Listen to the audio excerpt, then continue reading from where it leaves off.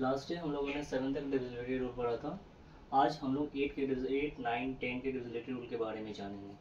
So start करते हैं हम लोग।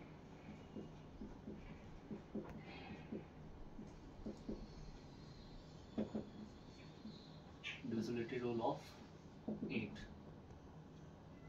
8 का डिविजिबिलिटी रूल भी बहुत आसान होता है। सिंपल सा है कि 8 का डिविजिबिलिटी रूल हम तब यूज़ करते हैं जब 3 डिजिट से बड़ा नंबर हो, यानी 4 डिजिट का नंबर होगा, 5 डिजिट का नंबर होगा या 6 डिजिट का नंबर होगा, तब जाके आप 8 का डिविजिबिलिटी रूल यूज़ करोगे या फिर इसे इम्प्लीमेंट आप कर सकते हैं।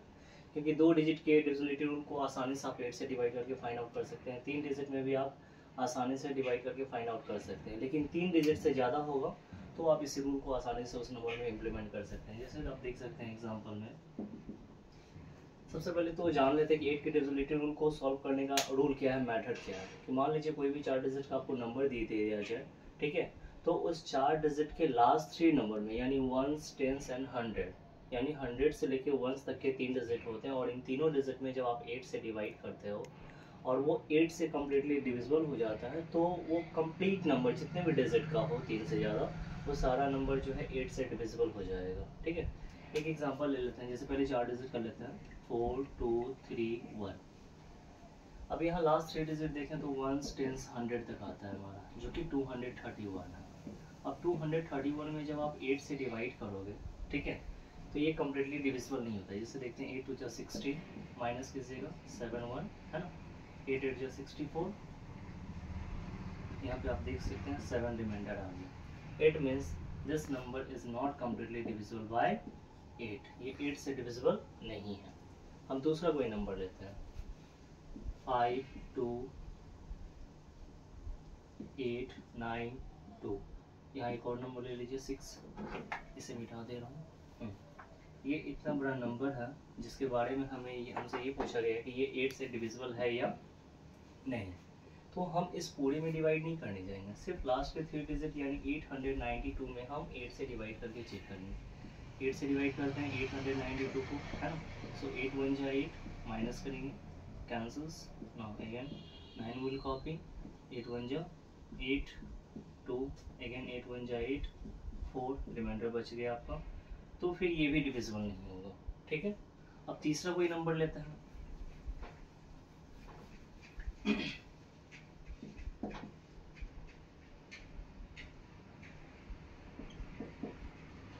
ये मैंने नंबर लिया 78,870।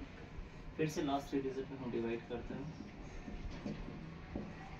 8 1 जा 8, नाउ कैंसल्स, 7 कॉपी कीजिएगा, है ना, नहीं लगेगा, एक 0 आप डालिएगा, फिर 2 कॉपी कीजिएगा, 8 9 जा 72।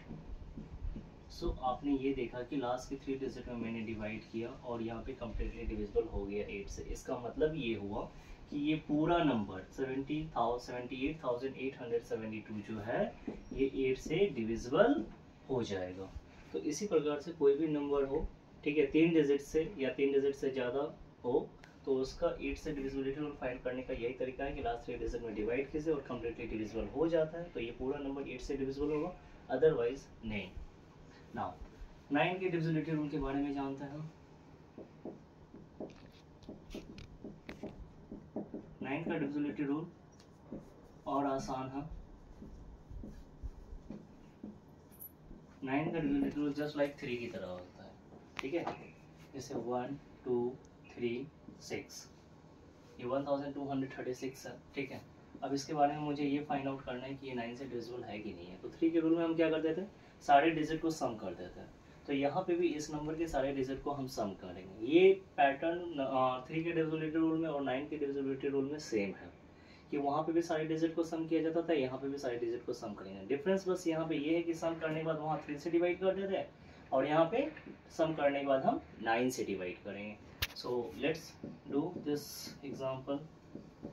सो अगर हम इसे जोड़ते हैं तो 6 + 3 9, 9 + 2 11, 11 + 1 12 आया। अगर आप 12 में 9 से डिवाइड करते हो तो ये डिविजिबल नहीं होता है। So this number is not completely divisible by 9। ठीक है, तो ये 9 से डिविजिबल नहीं है। एक और नंबर लेते हैं, 1 2 3 6।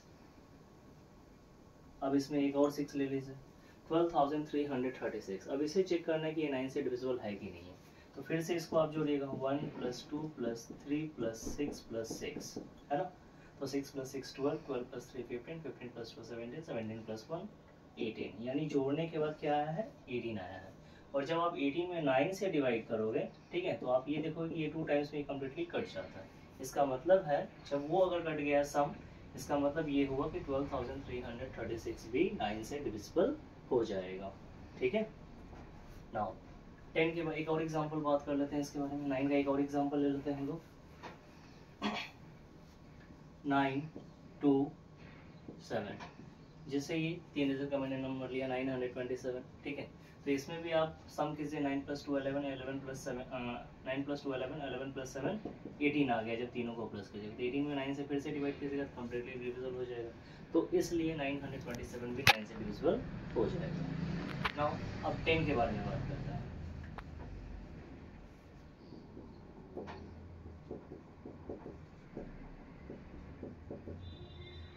Divisibility rule of 10। 10 का बहुत ही ज़्यादा इजी है। ठीक है, एज इट इज़ जैसे 5 का इजी था वैसा ही 10 का इजी है। 10 के डिविजिबिलिटी रूल में हमें बस इस बात का ध्यान रखना होता है कि कोई भी नंबर जिसके यूनिट प्लेस पे अगर सिंगल जीरो हो, सिंगल डबल ट्रिपल कितना भी जीरो, लेकिन हमें सिर्फ सिंगल जीरो चाहिए। ठीक है, हमें किसी भी नंबर के यूनिट प्लेस पे यानी वंस प्लेस पे अगर सिंगल जीरो होता है तो वो नंबर 10 से कम्प्लीटली डिविजिबल हो जाएगा। एग्जाम्पल में आप देख सकते हैं जैसे 1 2 3 0, यहाँ पे आप देख सकते हैं सिंगल जीरो है तो ये नंबर 10 से कम्प्लीटली डिविजिबल हो जाएगा। आप डिवाइड करके भी आप चेक कर सकते हो। 1 2 3 0, 10 1 जा 10, माइनस कीजिएगा 2 आ जाएगा 3, 10 2 जा 20, माइनस कीजिएगा 3 आ जाएगा, ना जीरो विल कॉपी, 10 3 जा 30। तो आपने देखा कि ये डिविजिबल हो जाएगा। इसके अलावा और भी एग्जाम्पल है 1 4 6 0 0, है ना, 2 8 9 0 0।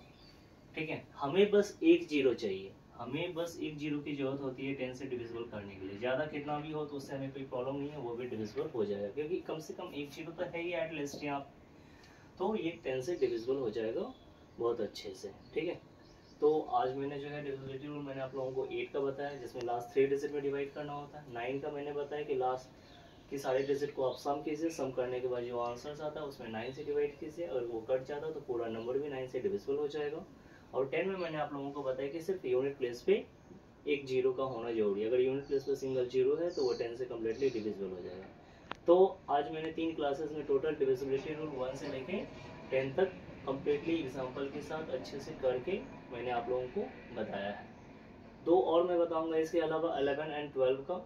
उसके बाद मैं आप लोगों को वर्कशीट प्रोवाइड करूंगा जिसमें आपका बहुत सारे क्वेश्चंस दिए रहेंगे जिसे आप लोग खुद से सॉल्व कीजिएगा। ठीक है, और उसके बाद मैं एक दिन सॉल्यूशंस भी प्रोवाइड करूंगा उस क्वेश्चंस का जो वर्कशीट मैं आपको शेयर करूंगा। सो आज के लिए इतना ही। Thank you.